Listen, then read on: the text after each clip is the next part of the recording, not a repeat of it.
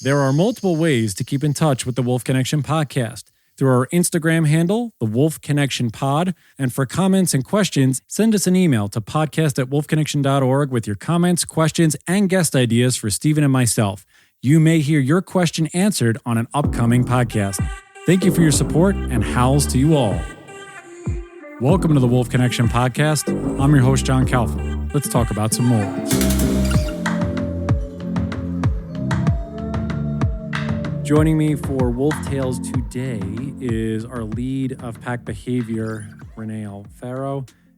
She works with the animals very, very closely, along with our manager of pack services, Elena Albanese. So Renee, just give everybody an insight of how you got to Wolf Connection, because you have been here for, I believe, 13 years we were discussing. So just tell everybody your journey and how you got here. All right. Well, thank you, John, for having me on today. Good to be back after some time. How I got here is quite an adventure in of itself. All the way just dating back from my childhood of, being involved in horses a lot from a young age, to living on a ranch, out here in the greater Acton area. Everything that led me to being homeschooled and going to college early. I ended up getting into the Moorpark College Exotic Animal Training and Management program very early on, which towards the end of that journey is when I met Teo Alfero, who was just starting Wolf Connection back then. We didn't know each other at the time, and two of the wolf dogs that he had, and it drew me in instantly. I never knew what a wolf dog was or had seen one. Growing up here in Southern California, we don't have wolves in our zoos, so I was never really exposed to them. But when I saw these two wolf dogs, I just instantly knew like there was something different and special about them. That journey started almost 13 years ago of meeting Teo with the co-founder Tala, a wolf dog who helped start Wolf Connection, and her partner Wayo. So because you've had this long and winding journey, what are some of the things that you have seen change in yourself, both personally and professionally, since being with this organization and dealing with these wolves and wolf dogs? How long are these wolf tales again? To go into what has changed, I would have to say absolutely everything about myself has changed and grown in some way. Just really that true finding oneself and understanding where, I fit in the universe, being guided by working with these animals, but also equally working with the humans. We're a pack within ourselves. We're people that come visit. They might come for one time, but they're still part of the pack because they're here. They're with us. They're with the wolves. They're on the land that is these wolves' forever home. And even if it's years that I know somebody or it's a 2.5-hour visit that they're here for, there's some level of impact. So I have definitely learned so much about communication and patience and resilience. And the list goes on, between the animals and the humans. So we were going, when we went to Yellowstone, and we've had episodes about our trips to Yellowstone, and you were there previously before myself and Elena and Stephen. We all went as a group. What were the things that hit you on our most recent trip that maybe didn't hit you on the first couple of times you went? And how did you see the similarities of the wolves that we have here with the wolves there? The trip that we did together was definitely more pack mentality of us going there. Elena and I came along to support the process of the growth of the podcast and doing different interviews, with you, John, and Stephen. And because the previous times I went, it was in support of Teo's book, the Wolf Connection book. It was then hosting people there and kind of helping them get an experience at Yellowstone. And then the other time was me and Teo actually speaking. there in the park. So this time was a little bit more fluid in the fun zone, I guess you could say. And it was also pre spring. The other times we were in the dead of winter. So it was a very different environment this last time we went. A lot easier to move around, I could say. Not as freezing. Still cold, but not as bad. But this time it was really interesting because, we work together, but we also have a friendship. We've become our own pack, and with Elena and Steven.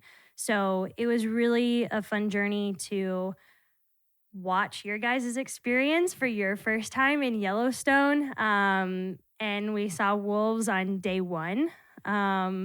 And it wasn't just seeing wolves on day one, it was like watching a whole dynamic of ravens flying through and then a coyote yipping. And then suddenly this pack of wolves just comes through this valley right into the dead of view.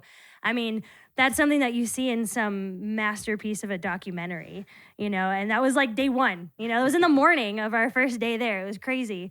And I got so much joy out of, helping like find our way through the park and helping set up the scopes and just kind of getting ready to see, like anticipate what's going to happen and be ready to be watching in that moment. I tend to take on a bit of a nanny role here at Wolf Connection. And so some of that kind of came out, and being able to provide that for you guys was super fun. And then just, being able to like catch up with all the biologists that I had met before, and just kind of going through that journey of what had started of a research project for the Wolf Connection book has now, catapulted. You guys took the horns of the podcast and then furthered those relationships. And it's just so cool how things like that around here at Wolf Connection happen, where it's like, maybe one drop hits, but then there's this massive amount of ripple effect that, it might not hit immediately, but it totally comes full circle. And, there's no limits on what's possible.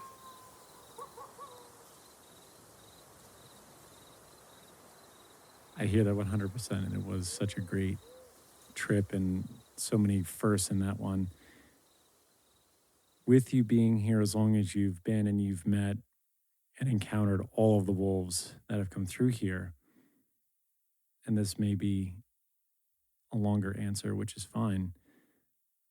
Is there a specific wolf or wolves that have really impacted you and your growth and the changes that you've gone through since you've been here? Wow, that is loaded. Whew. I would say probably the first one would be Maya. Our late alpha female, that was part of the original pack of Wolf Connection. She was very shut down, didn't want to come near anybody, very high content. And I remember being young and eager, fresh out of college, excited to be able to work with these animals hands on. And I went in with a leash just to see what would happen. And, I had no personal agenda, no expectation of her, just wanted to go and spend time with her.